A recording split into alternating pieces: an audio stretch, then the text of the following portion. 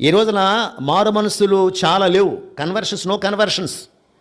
మేము ప్రభువు నమ్ముకున్నప్పుడు అప్పుడున్నాయి కన్వర్షన్స్, కానీ ఈ రోజున సంఘాల్లో కానీ సమాజాల్లో కానీ వాక్యం బోధిస్తున్నారు, కానీ మార్పు అనేది చాలామంది కలగటం లేదు. రియల్ కన్వర్షన్స్ లేవు, నిజమైన మారు మనసులు లేవు, నిజమైన నూతన జన్మలు లేవు, నిజమైన పాప క్షమాపణ లేదు. వస్తున్నారు, పోతున్నారు, వాక్యం చదువుకున్నారు, చందాలే పోతున్నారు, కానీ నిజమైన కన్వర్షన్స్ లేవు. ఎందుకంటే పాపాన్ని ఎవరు ఖండించడం లేదు.